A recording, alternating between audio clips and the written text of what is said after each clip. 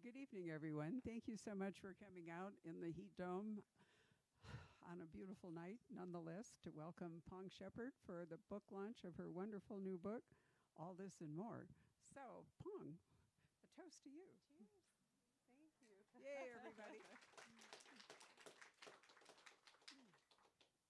Now, we have, as I mentioned to you, an interactive concept for tonight. So you want to tell them what it is? Well, I thought it might be fun. So I can do a little reading from the book to kind of give everyone a taste, since it's the first day it's out. Probably no one's read it yet. And because it is a book about choices and there is an interactive element to the book, I thought it would be fun if we could get some volunteers to read one line. You only have to read like one line. And I'll point to you, or I'll hold the number up. Like when it's your turn, I'll have my fingers up and you say your line. So is anyone brave enough? I need between 2 and 5 to pull this off. So, okay.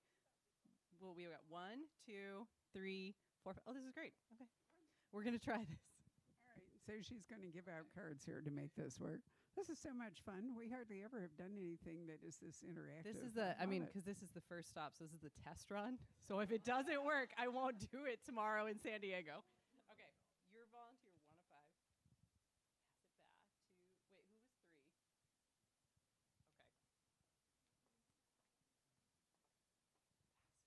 Hi, it's so good to see you. Oh my gosh. Hi, good to see you again too. Okay, who was my 4? Were you my? You want? There's one behind you over here. Okay. Here's my 4. Do you want to be my 5, Lucia? Okay. All right. So on your, whatever volunteer number you are, on your card, there's a card in your envelope. It has either 1 or 2 lines. And so as I read, I'll try to cue you. I'll tell you you're coming up, and I'll go like this. So that means volunteer 1, say your line. Volunteer 2, say your line. Volunteer 3. And then if you've got another one, I'll just like go back. It's your second turn around. Does that?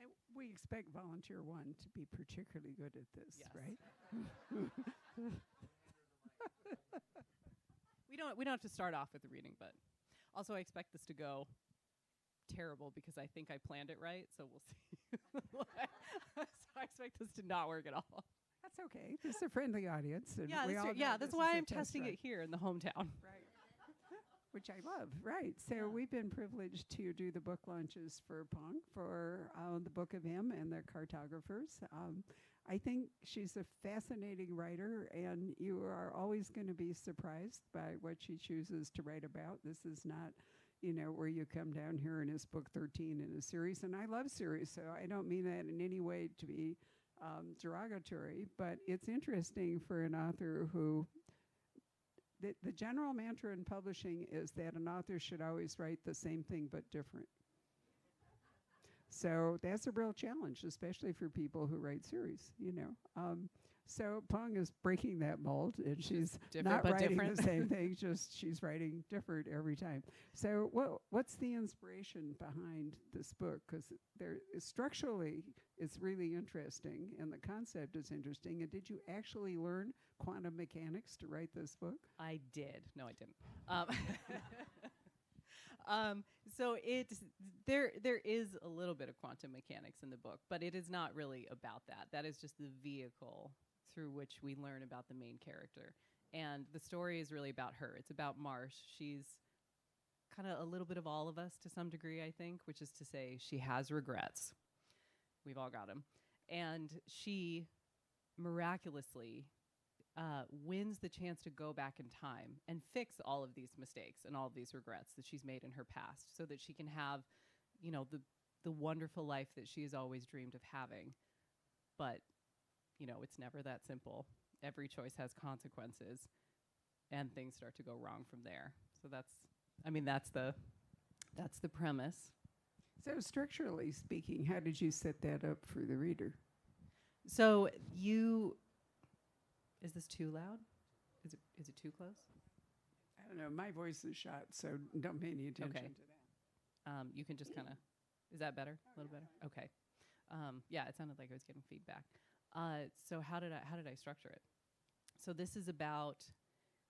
it's a story of happiness, regret, second chances, And so I wanted you, when you're reading this, when you're reading Marsh, to not just, be reading along on her adventure, but to really be able to think about these questions for yourself and explore this idea of what if, I could go back and redo things? What are things that I would change? And so the book is written so that you can read it straight through if you want, like a typical novel. But at certain points in the text, it will ask you what Marsh should change about her life. And if you want, you get to choose what she changes. And then it changes her story. So basically, it's kind of like choose your own adventure. You get to a point, and you can move from page 39. I'm just making the numbers up.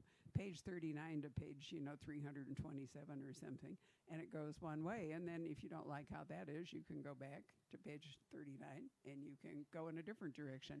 So it is a book that demands participation from you as a reader.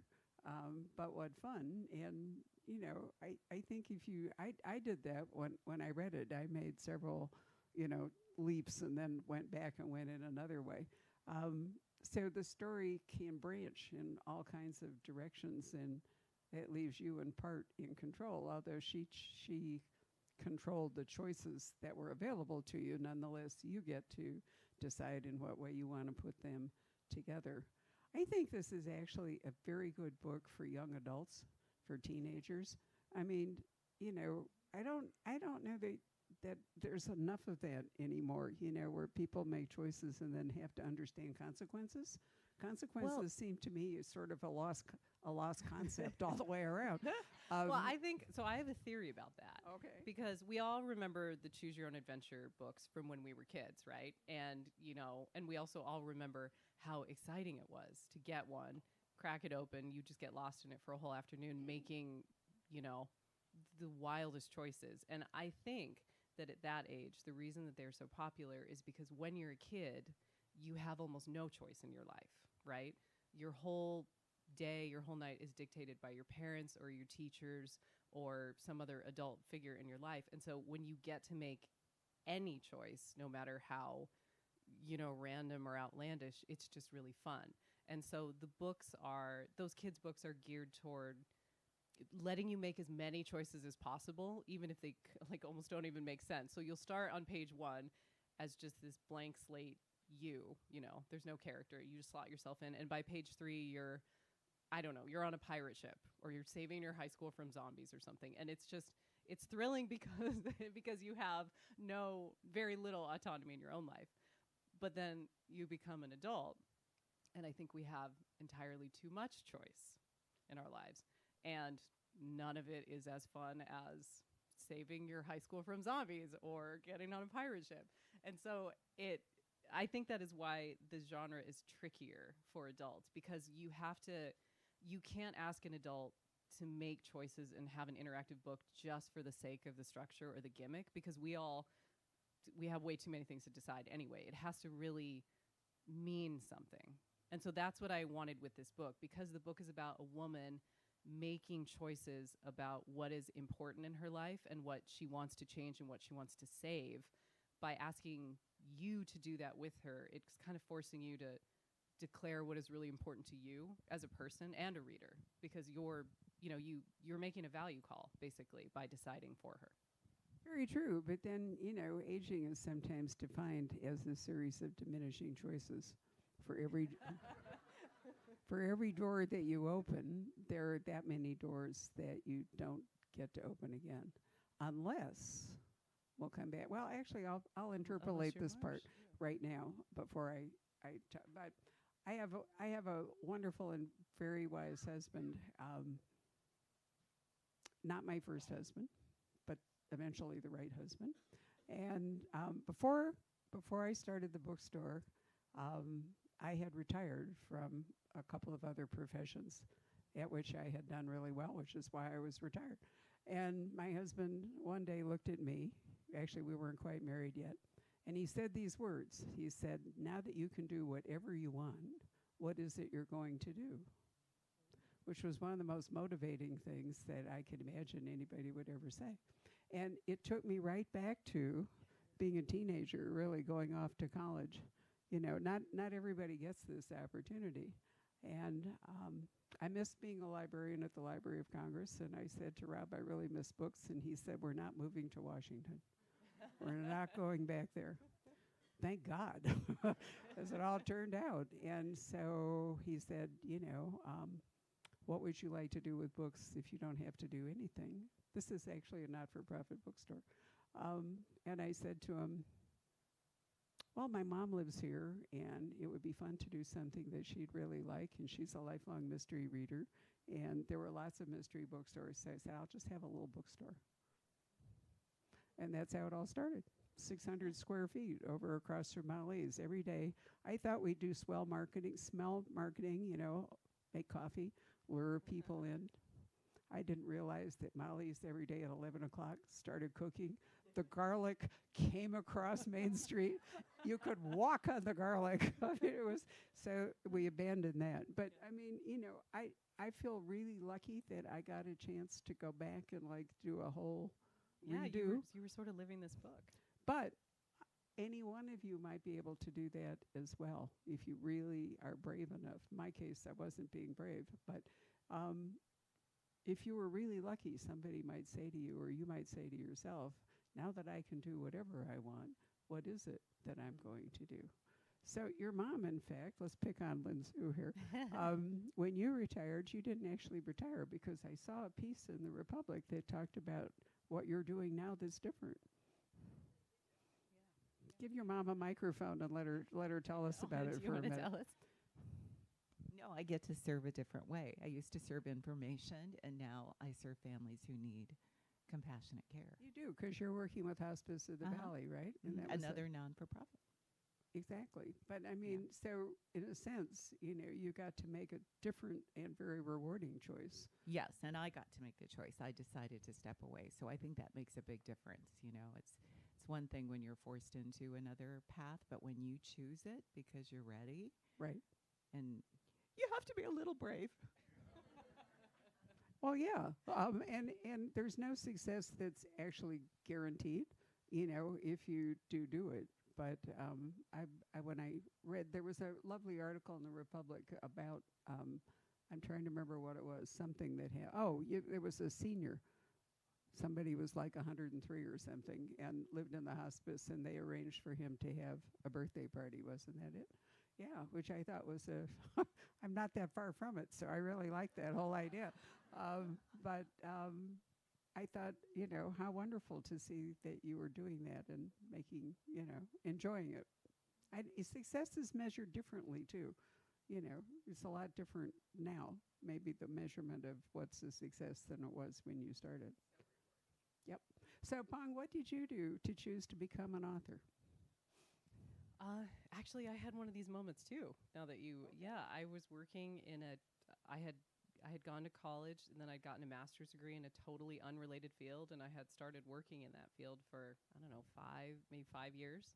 And I had one of those moments where I was on a business trip for that company, and I don't know, it just crystallized for me, and I thought, if you don't do it now, you'll probably never do it. And so that is the point at which I went home. If I tell the whole story, it sounds very dramatic. It was not this dramatic. I was in Iraq, and it was during a rocket attack. And that was the moment at which I was like, if you don't do it now, then you'll never do it. But that sounds very dramatic. But yeah, and so when I got back to London, I started, looking at I Googled how do you write a book, and that was the start of a really long journey. I ended up actually quitting that company, and I went and I got a degree in creative writing, and then I worked in publishing for a little bit too, because I just felt so new to all of it, and I just wanted to know how the whole thing worked. But yeah, that was also, I guess we all do kind of have one of those moments. Well, yeah. I'm sort of urging everyone who can to grasp one. That's all. I think, if you're lucky enough and you can do that, it's a wonderful thing. Did you want to read a bit from the book to kind of get us into it? Sure, I can. Yeah. So,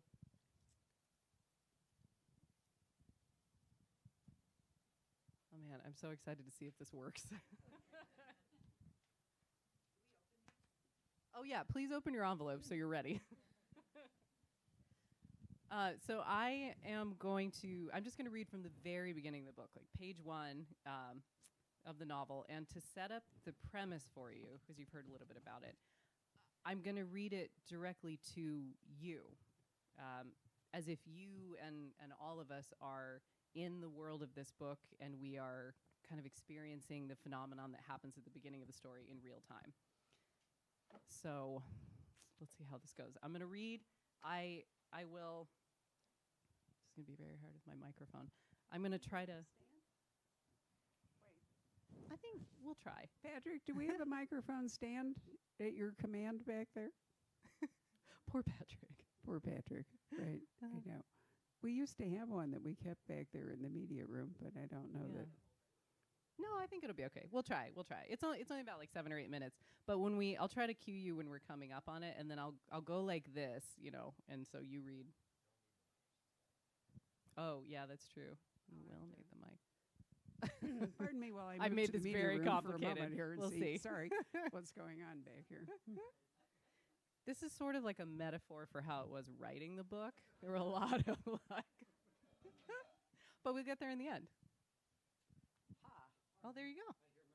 You did hear your name, but too late. There we go. Okay. All right, I'm going to give you, don't go away, I'm going to give you the microphone because there are 5 people out there who will be. And they're scattered all over. Sorry. Nice. My mom is the first one, so you could just stay right there. Yeah. All right. Let's see how this goes. Okay, am I audible? All right. And this is the only bit of quantum mechanics. This is all the quantum mechanics you're going to get, so don't worry. It's the extent of it. It happened one unremarkable Friday night, without prelude, without fanfare, almost as if by accident. Everyone was still eating dinner or driving home from work and had no idea the world had just changed forever because of a television show. Probably the only people who saw the first few minutes of the premiere were the ones who already had the channel on as background noise to be ignored. But it didn't take long. By the first commercial break, the show had taken the entire globe by storm. Family members had called each other, friends had messaged online, and the internet had exploded. By the time the commercials finished and the first episode aired, there were more viewers glued to their screens than for any other broadcast ever aired by an order of magnitude. There were hundreds of millions of televisions in the United States all locked on that channel, and hundreds of millions more devices streaming it from abroad. By the ending credits, more than 4 billion people were tuned in. You were among them, of course, a mildly curious viewer swept up in the excitement. After all, who among us wouldn't want the chance to change their life?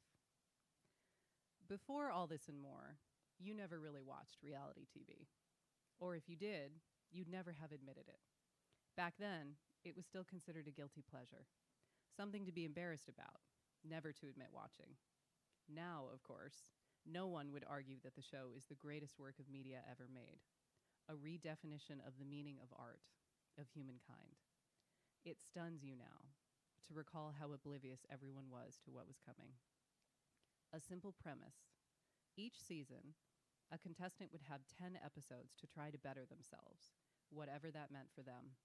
Repair their marriages, or find true love if they were single, or pursue the dream career they'd always wanted with every fiber of their being but had been too afraid to go after.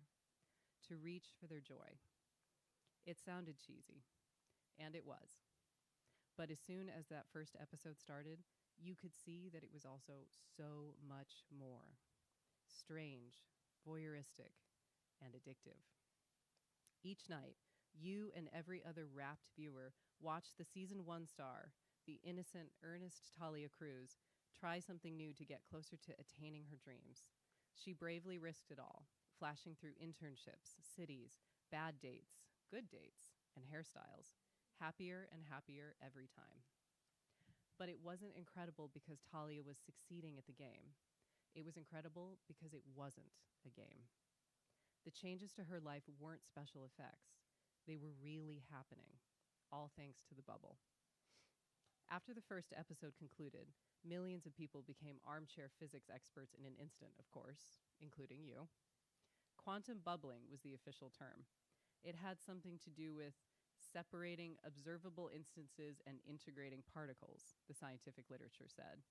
The concept had been discovered a few years ago by a private lab, and it had only been a theory at that point, something that no one outside of academia had paid much attention to, until All This and More proved that it clearly wasn't just a theory anymore. Look, in a nutshell, you remember explaining to your friends at a restaurant, as you all took turns trying to summarize quantum mechanics like you knew what you were talking about. With enough power and control, you can create iterations of reality branching off from one moment, then collapse them all again once you're done. It's like being able to see the future, all possible versions of it at once. The table was quiet for a moment. You should write the Wikipedia page. Someone ribbed you. It sounds like something out of a sci-fi movie. The waiter added. But even though no one could really explain it, you could see it happening. After every choice Talia made, everything in the bubble would instantly rearrange itself. Entire rooms or buildings or neighborhoods morphing into somewhere new in real time, right before your eyes. It wasn't like magic. It was magic. You and the entire world cared as much about Talia Cruz as her own family did. More even. You wanted her to finally become the passionate, courageous reporter she'd always dreamed of being, even more than you wanted to love your own job. You wanted her to break up with that lazy, free-writing boyfriend who'd been holding her back since college, to reconcile with her long-lost little brother, and to finally travel with him to visit the place where their mother had been born. You wanted it so desperately for her, it eclipsed all else. Because deep down, you understood the show's implicit promise, that if Talia could be chosen to radically, miraculously change her life, it meant that however remotely possible the chance, so maybe could you. And when the first season ended and Talia really did finally end up free and ready to find her Prince Charming, with her family reunited and in her dream job as the cheery, darling host of a women's issues talk show, along with everything else she wanted, the cry of celebration that went up around the globe could have registered from space. Talia Cruz had really done it. She had really turned her life around, and it had stuck. It was real. A TV show that could literally alter the fabric of reality to change one's life. No wonder everyone, everywhere, was obsessed with the show. No wonder it was all anyone could talk about. No wonder people quit their jobs, gave up their homes, and moved across oceans to attend overpriced workshops to learn the secrets of getting chosen, with millions of other desperate people. No wonder they would gladly stand in line until they fainted or even died, just for the chance to be a contestant. When season 1 ended, you looked forward to season 2 more than any other event in your life. Except for some reason, season 2 never came. Halfway through filming, the whole thing shut down, and the footage couldn't be aired. Technical difficulties, or legal difficulties, the press releases said, the network promising it hadn't given up, that All This and More would return soon. Days, weeks, months you desperately waited. Every evening, you'd rush through dinner and scramble to the living room to flip fruitlessly through TV channels and scour websites and social media on your phone, searching for news that All This and More had returned, as if the show could be willed back into being if you refused to give up hope. But that deliverance never came. Until one night, long after you've stopped waiting, it finally does. Okay, guys, get ready. My volunteers. It's another unremarkable Friday night. Maybe you're doing the dishes. Hang on. See, now I'm the one that's not ready. All right, it's another unremarkable Friday night. Maybe you're doing the dishes after mediocre leftovers. Maybe you're already on the couch scrolling mindlessly. Maybe you're at work, grinding through a night shift. You hear the music. You could have all this and more. An exuberant voice cries at hysterical volume. Good job. Number 2. Yeah. Life is many things, good, bad, steady, unexpected, but we can all agree that each one is unique. All your experiences, all your decisions have made you the person you are today. But have you ever wondered what you could be doing instead if you'd made a different choice?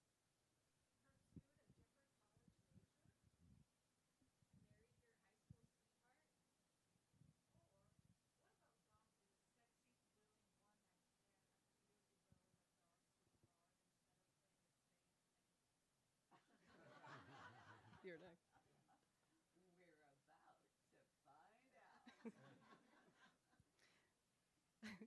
You're at the TV at once. Everything else has ceased to exist, but those words, that music, this moment. All this and more is finally back again. And it's the start of the first episode of season 3. A new contestant, a new set of choices, a new chance at perfect.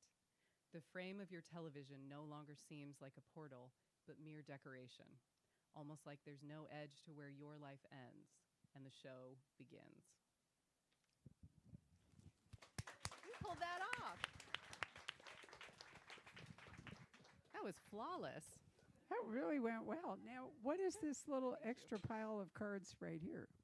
Oh, yeah, that would be great if I could have them back. But I think she just returned it so that I could have it for San Diego.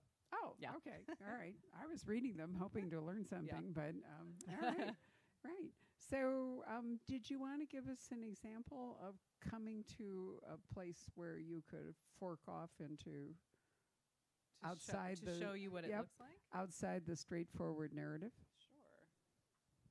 Sure. Well, so that's kind of the intro, and that's how you meet Marsh. Marsh is the season 3 contestant.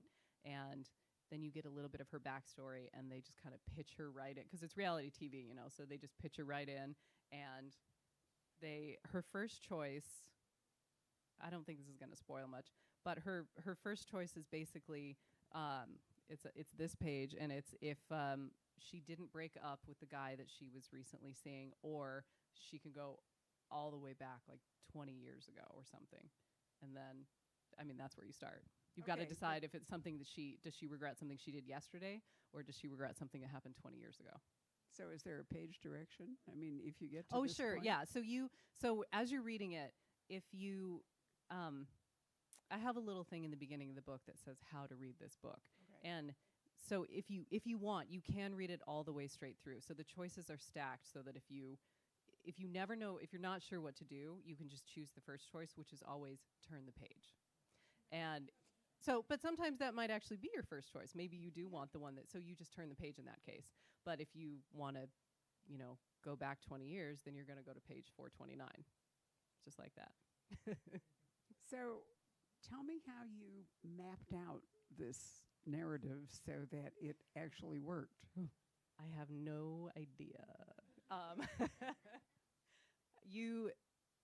If you have heard me talk before, you have heard me use the term pantser versus plotter. So a plotter is somebody who outlines. It's a writer who outlines. And a pantser is somebody who flies by the seat of their pants. I'm a pantser. That's how I write all my books. And I don't know, outlining just doesn't work for me. I feel that if I've outlined it, then I've already written it. And so I can't, I don't know, the magic is gone. Well, for one me. of the reasons I asked you is that Jeffrey Deaver, whom many of you may have read and who will actually be debuting his first collaborative effort with Isabella Maldonado here on September 3rd, wrote a book. Somebody else wrote one a while back, and there's a movie, the name of which I can't remember.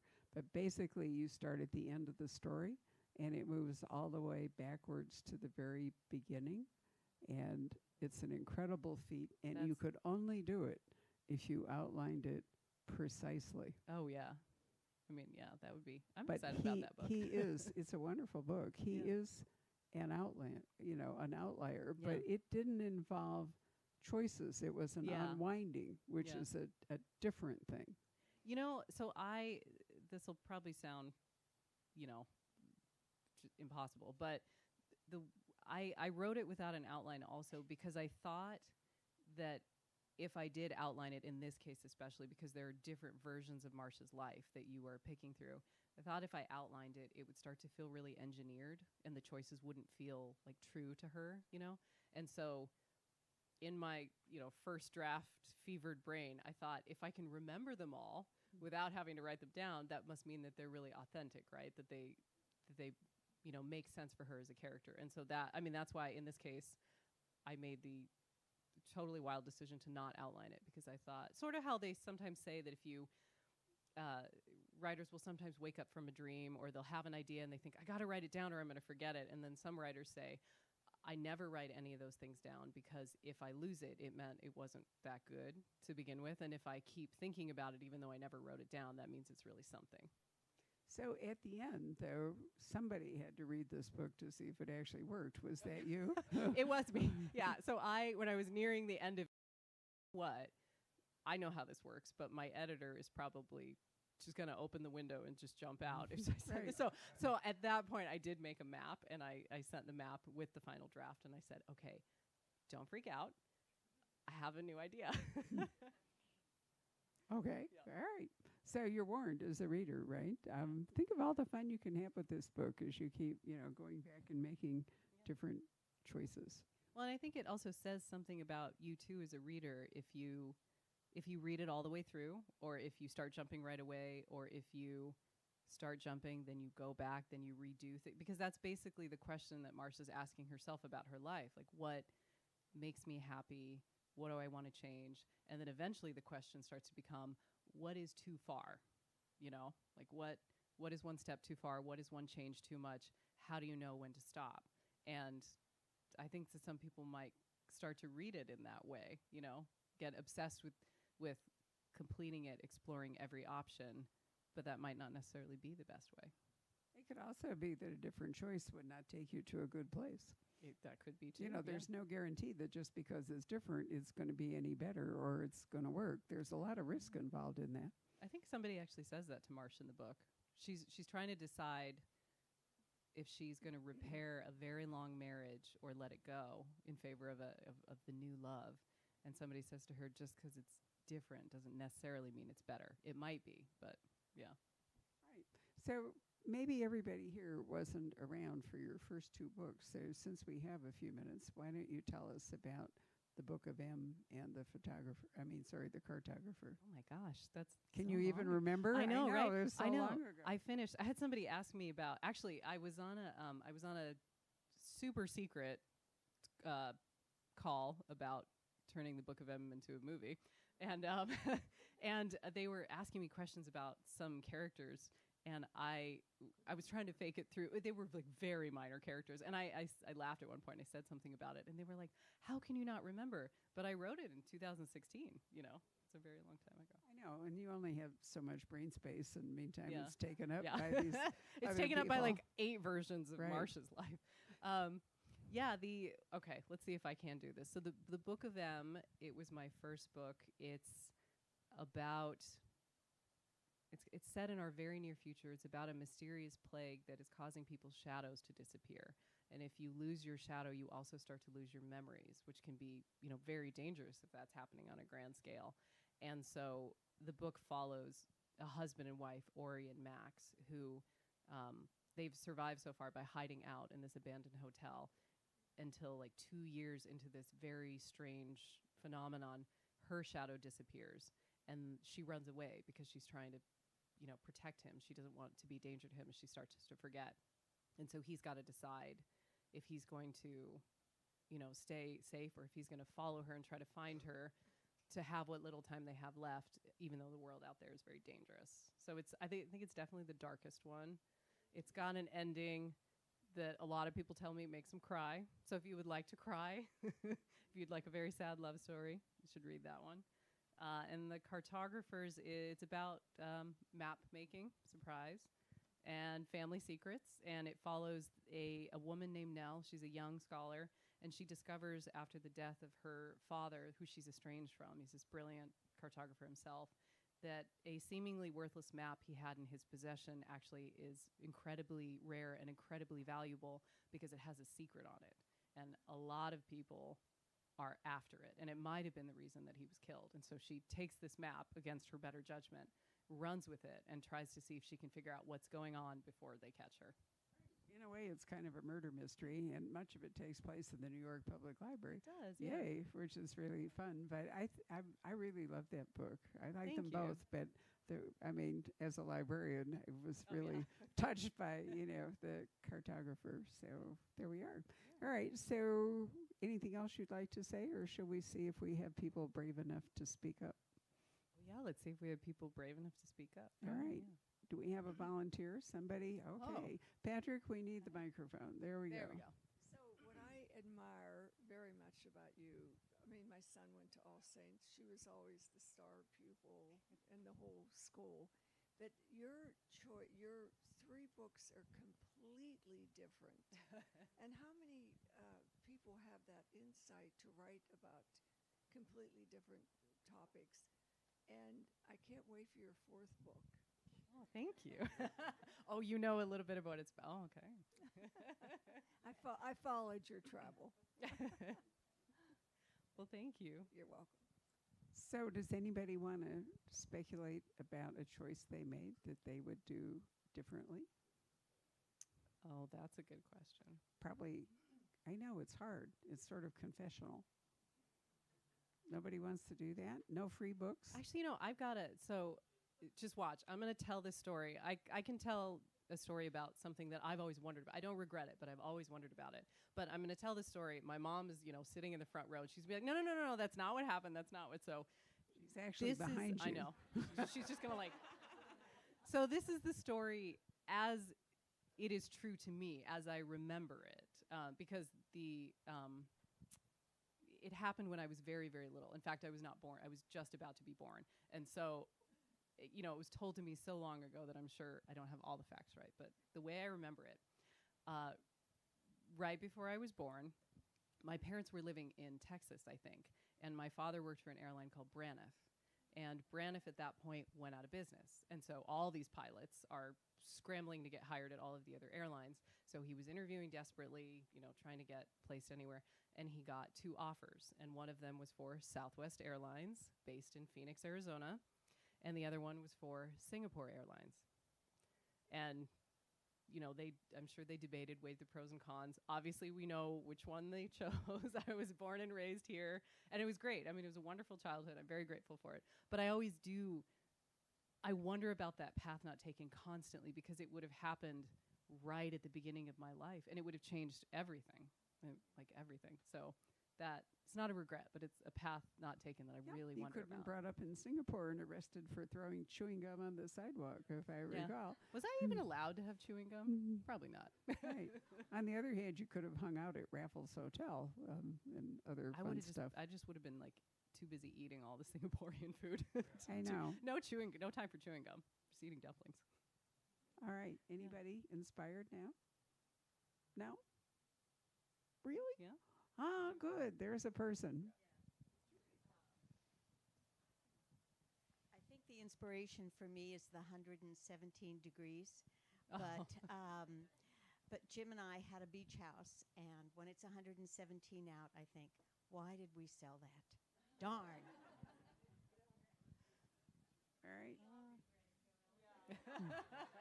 Right.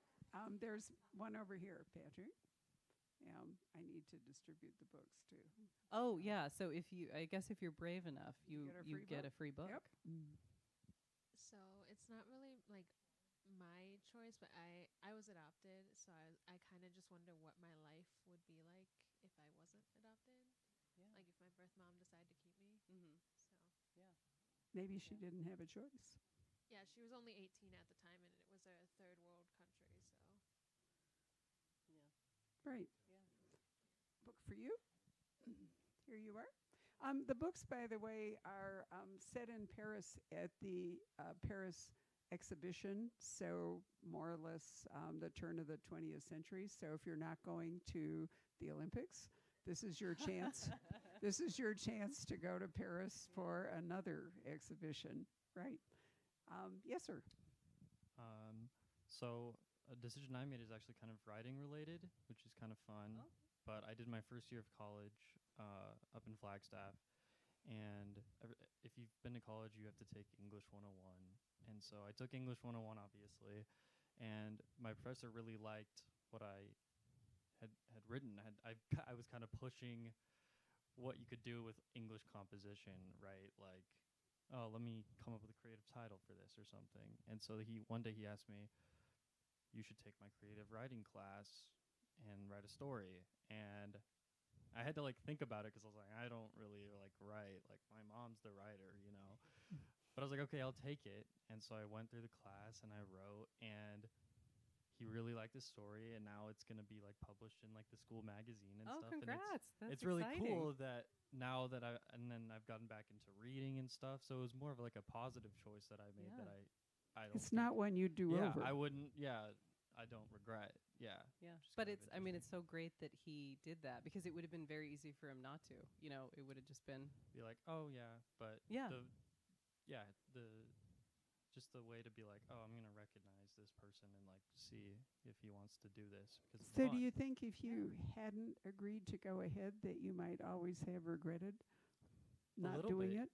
Yeah, because I guess in the class you're forced to actually finish a story, not just kind of like write and then be like, oh, I'll just start, right? Because I feel like a lot of people are like, oh, I'm gonna write a book, and then they get through 20 pages. They're like, this sucks. I don't want to do it anymore. It does you know? suck. It's fair. So yeah. Good for you. All right. Book for you. Patrick, there's the microphone. Anybody else want to speak up? Yeah, we can do questions too. Yeah. And then we have another path up here. Good. Okay, it's 2 questions. Okay. First one, are there any yaks in this story? Maybe in one of the paths, yeah. Okay. Good memory. Okay. And then number 2, who are some authors that you enjoy reading? Oh, that's a great question. Who have I been reading lately? There's an author named Helen Phillips that I really, really like. She writes super short books. They're really slim, and they're just so unnerving. But it'll be like a totally normal situation, like, I don't know, just like a mother raising her kids, and she manages to make it.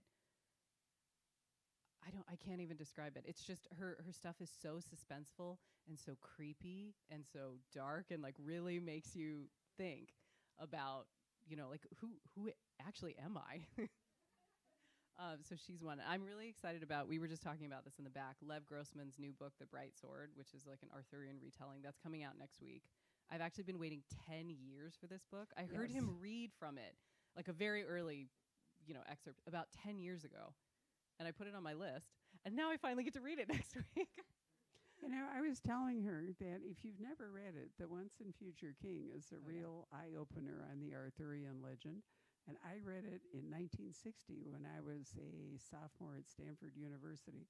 And it made me see historical fiction and myths in an entirely different way. So I would recommend reading a copy of The Once and Future King by T.H. White if you get a chance, because it's really an eye-opener. But I haven't read Lev's book either. We actually did an event for his very first book ever. Oh, Warp? Codex, which was a wonderful book. Yeah. And then years ago, I was in New York, and I went into a rare bookstore on Madison Avenue, and I was looking around, and for some reason, I don't remember why, I introduced myself to the proprietor by saying something like, I'm Barbara Peters, and, I have a bookstore in Scottsdale. And wild shrieks emerged from the back room of the bookstore. And this woman came flying out. Turned out it was Lev Grossman's wife. Oh. And she said to me, oh, my God, she said, the first books he ever saw and signed were yours. Oh, that's cute. I know. That's Isn't really it great? It cute. was Codex, which is a marvelous book. Yeah, So let's hope that this one. Oh, it will be. It's So gonna we be have amazing. signed copies in the back room in case you're interested. You got to We come could back bring them next out. week, though. I think. Right. Okay. So who's another brave person? Yeah. You, Who else? sir. I'm going to try to think of other authors while the microphone walks. What I've read lately, Susan Choi is great. Charles Yu. George Saunders. If you haven't read George Saunders' short fiction and his book, he's, I don't know, might be like my favorite author in the world right now. It's just, no one explains what it's like to be a human better than he does, I think. That's a wonderful Yeah, endorsement. it's everything he writes is so amazing. Yes, sir. What I was going to say, what I do for a living is make sure that people tell the truth, sort of the job that Barbara had at one time, making sure that people tell the truth. And I didn't, and I've regretted it, and it's because I was a pretty good baseball player as a kid and wanted to play baseball and played in the outfield, but about a freshman or sophomore in high school, I was a little vain and didn't need glasses and couldn't pick the ball up as it came off the bat and see it in the outfield. And of course, couldn't make plays, and the coach is pissed off at me that I can't make a play. And he said, "You can't see the ball, can you?" And I said, "Oh, yeah, I can see it. I just missed it." And after a while, he said, "Well, you're not going to play anymore." And that was the end of it. And so the regret is by not being truthful. What I tell people today, just tell the truth. If I just told the truth, he would have sent me to the nurse's office at high school here in Phoenix and had an eye exam, and they would have figured out I needed glasses, and hey, maybe things would have turned out different. So you got to tell the truth. The moral of the story is I didn't tell the truth. That's a good lesson. That's so hard to do when you're young, because when you're young, you think that every eye is riveted upon you.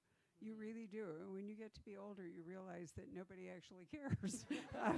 So, I mean, I can understand your impulse for concealing it, But as you say, it would have been better. Yep. All right. Anybody else? Oh, we got one more. Just a cute story my husband told me when I told him that my friend and I are coming here tonight. Can you all hear me? Okay. David is his name, and he loves books. He loves bookstores. And many years ago, he came to the Poison Pen for a book signing, just out of curiosity.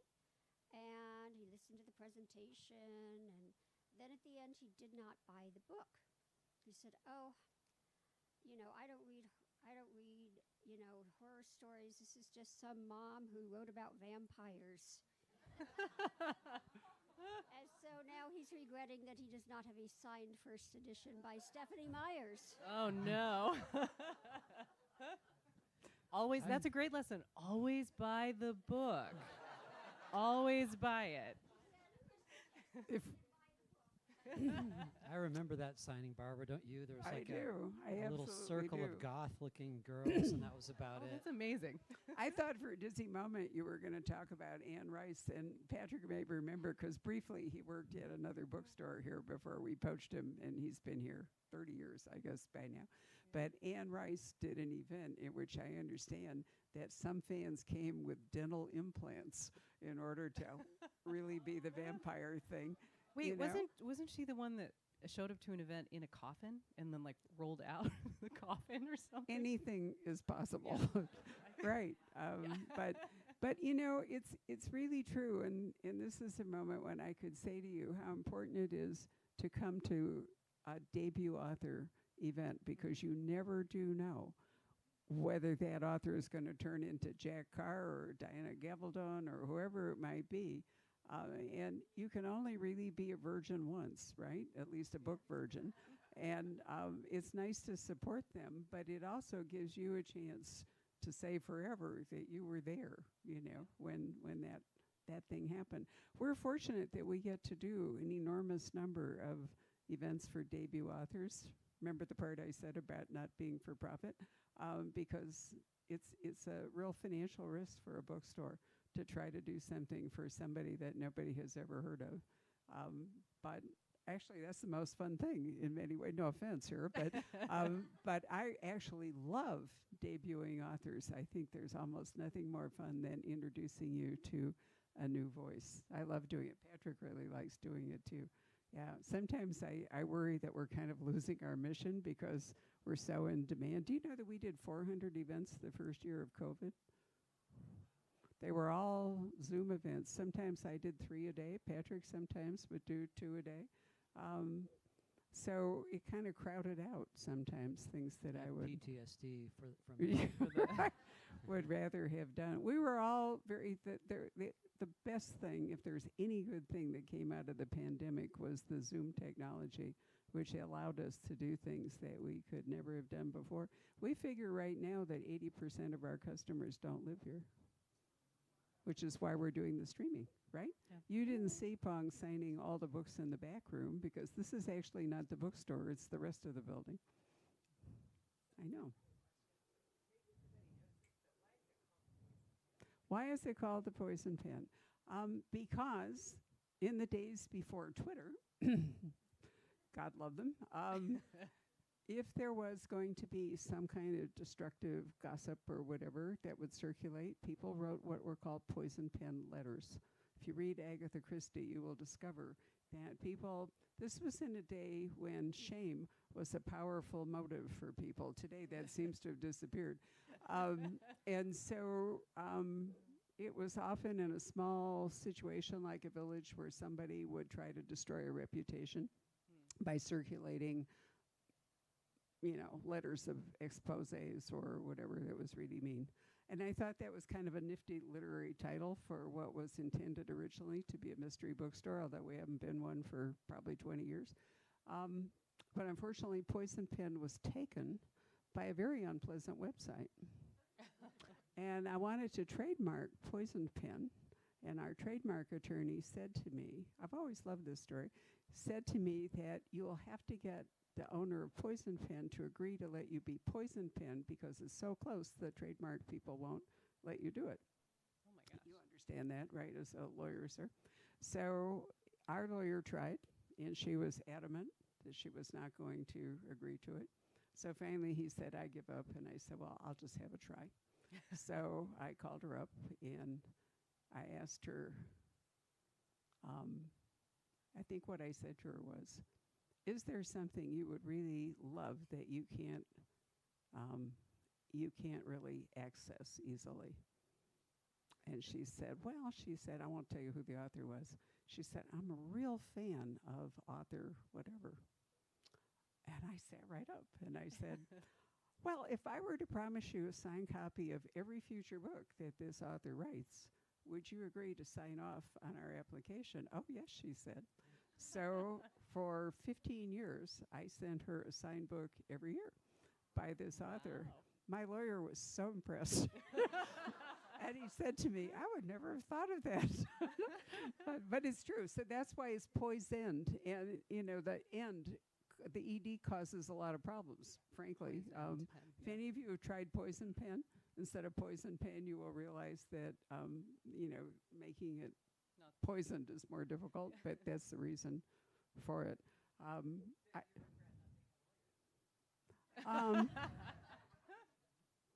tell you that. I'll tell you that story at the end here when everybody else is done. Anybody else like to speak up? Come on, this is a friendly group. All right. Oh, good. I coached you at the very beginning. Thank you. Thank you for your very inspiring writings. Yeah, well, very thought-provoking. Thank you for reading. And so interesting. So thank you so much. So I always wonder what would have happened to my life if I bucked my dad's warning to me. So I went to school, to music school, and I was very big into jazz. And I lived in Chicago, or very near Chicago. And my father always bought me any instrument I wanted. Oh, I need to do this. I need to do that. Okay, come on, let's go get it. And then I asked him for a specific instrument, and he said, no, girls are not going to play that. I was like, Dad, no, I'm not buying that one for you. I said, no problem. I'll just get one from the school. I'll figure it out on my own. So after I graduated, I said, well, I'm going to go into Chicago and be a jazz musician now. And he, sat me down and just, even though I was, 22, I was like, okay, Dad. And he said, you're not going to do that. No daughter of mine is going to go live in Chicago. This was in the 80s, and be a jazz musician. And I wanted to really buck that, but I realized later that he saved my life because the scene was very, very bad at that time. Yeah. But I always wonder what that path would have happened. Yeah. What would have been, well, not Dolly Parton, but we could come up with somebody. Right. You got the voice. Could be Sarah Vaughan over here. Come on. Absolutely. Anybody else? We still have 3 books to go. 2? Ah, Or 3? look, right here, Patrick. Right there. Oh, Yeah. wait. Oh, wait. She's next, and You're then you. next. All right. So for about 15 years, my family would go to this little town in Montana every year, every summer, every fall, and sometime in the spring. And we absolutely loved it. We bought some land up there on top of a hill. We had plans for a house. We planted trees. And then the economy changed and we had to sell it. And I always wonder what our life would have been like if we could have stayed there where we loved it so much. And I still think about that. Things are, not much different there, but certainly a lot different here than 40 years ago. Very true. And sometimes the choices we make are forced upon us, aren't they? They're not made freely. They are. I'm sorry that happened to you. But it worked out. But I still think about it all the time. I can imagine. Patrick, for her? Oh. No, that's no. not fair. She can give it as a gift. No. Yeah, well, actually, I do have a different one because I only had 9. Give her the Tiger's Tale, which is a book coming out in September, and it is about somebody who makes a really bad choice. All right, no. Yeah. The next one, right here. Right. Mine's a little bit more complicated as a result of what you were just talking about. But this is a little bit of a different spin. I've got parents that live in Tucson. They lived through the Depression, and their entire life they have been consumed with saving and not spending any money. My dad's going to be 87 in September. My mom a few years younger than that, but they were always saving. So eventually they could do this and that and the other thing, and then time flew by, and they're just not able to do that anymore. And I looked at their situation and always trying to encourage them to spend some money and before they aged out of some of this stuff, and they wouldn't listen to me. But as a result of watching them, I've made substantial changes in my life so that I don't end up in that situation. Now they've got a really happy life. They've got 4 grandchildren. This is one of them, my daughter. COVID was the world's best thing that happened to me because I realized that I can conduct my business almost entirely virtually. I've always wanted a second home in a cooler place, and in the middle of COVID, I bought a house in this sleepy little town in Montana. As far northwest as you can get, and I feel like I'm living the dream. When I told my parents I was coming down here to Phoenix to see Pong, they said, "You're gonna come all the way and spend all that money to to come to Phoenix for the book tour?" And I can't imagine doing anything different. She's Good for you. Good for you. Giving ourselves permission to do things is sometimes very hard. Right. All right. We have 2 books to go. Anybody?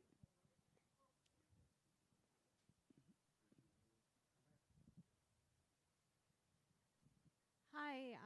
Well, we just happened to come into town today for unfortunate reasons, but fortunate reasons. And I'm here with my mom. And I said, the bookstore's open. Let's go walk around. So we came in.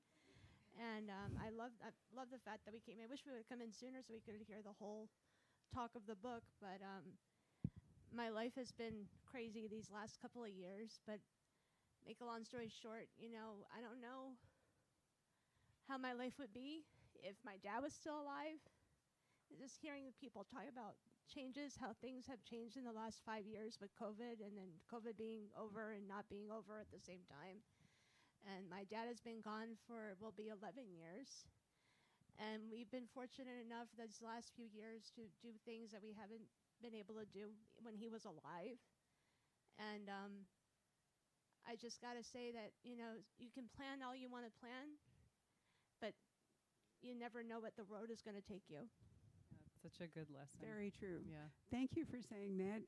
Ask one of the people at the desk. You can actually go and watch the entire program on either YouTube or Facebook if you missed it. She's also illustrated our marketing plan. That's it, right? We open the door. Yeah. Right. See, she gets a book, Patrick, and then we have one more book. Here we go. All right, who's the last person Right brave here. enough to do this? So I know this might be kind of a touchy one for us globally, but the biggest thing I wonder is what would our world look like today if COVID never happened?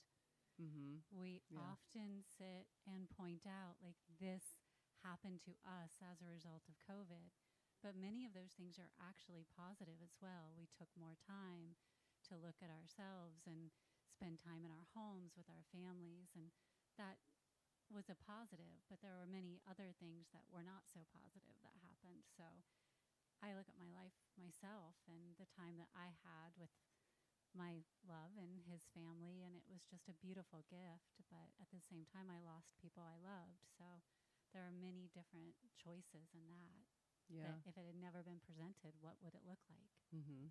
Yeah. COVID was not the first pandemic, and every single one has created great change in society because it upended things. It was terrible for a lot of people, and I think here in Arizona we were perhaps less touched in many ways than we might have been if we'd lived in other climates. So to address your question, Sue Lynn, I didn't retire voluntarily from the practice of law. I became a plaintiff in a very large medical malpractice case, which I won. I have a paralyzed leg as a consequence of the whole thing. So that wasn't a choice that I made voluntarily. But remember the husband that I mentioned to you, the great husband that said, now that you can do whatever you want, what is it you're going to do? I have had a very complicated life. I was a Vietnam War widow. I made a ridiculous second marriage. Other things happened. But anyway, I was looking sad about something, and one day this wonderful husband looked at me. Now, here's the thing. You have to be as old as I am. I'm 83, okay? So you have to take it from the perspective of I've had a happy ending. I already know how my life came out. Not everybody gets to have one. But Rob said to me, and I really think about this a lot, he said, if you'd made any other choice anywhere along the way, you wouldn't be married to me and you wouldn't have the bookstore. He's a keeper. He is a a smart keeper. one. He really is. But, not everybody gets a happy ending. Yeah. And you only know it if you live to be as old as I am, that it worked out. But I don't say that because to encourage you not to make any changes, because when you're young, you do have opportunities, or even when you're older. I mean, what was it, Colonel Saunders? Wasn't he 90 when he started Kentucky Fried Chicken? I think he was.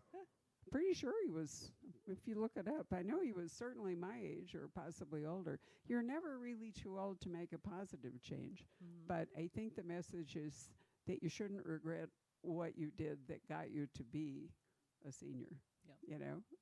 And then you should go from there. Yep. Yeah.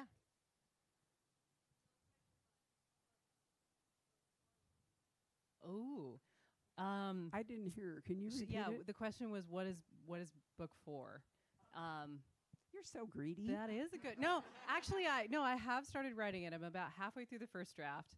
I haven't really had to pitch it yet, so I'm gonna. I'll pitch it now, and you can tell me how it is. It's going to be a very dark psychological suspense about body doubles who are hired to impersonate somebody very famous and powerful, and I guess what happens as their lives become more and more intertwined and they start to lose their grasp on their own identities. Very Wow. dark and twisty. Yeah. Is AI going to interfere with that at all? No, it's very. I mean, body double in real. I mean, because AI creates body Yeah, doubles. yeah. No, these are digitally, all but you're these are talking all about like real time. Right? Yeah, these are like lookalikes. Okay. Yeah, like political decoys, kind of. Yeah, lookalikes, body doubles, doppelgangers. So they're they're hired to impersonate somebody who's very, very powerful, very famous, rich. But what happens to you if you think you that's your spend lifestyle for no, real? it's more like what happens to you if you spend more time pretending to be someone else than yourself, or if you're the original. What happens to you if somebody's better at being you than you are, right? Oh my God, that's a fabulous premise. Well, we'll have to do this all over Come again. in 2 years, everybody come Right. back. It'll we'll be be here 2 great. years from now. Thank you all very much for being so open to doing a different program. I hope that having road tested it, you'll give this one a chance in We're other gonna do venues. this tomorrow in San Diego. All right, So- sounds great. So thank you all very much. Thank you.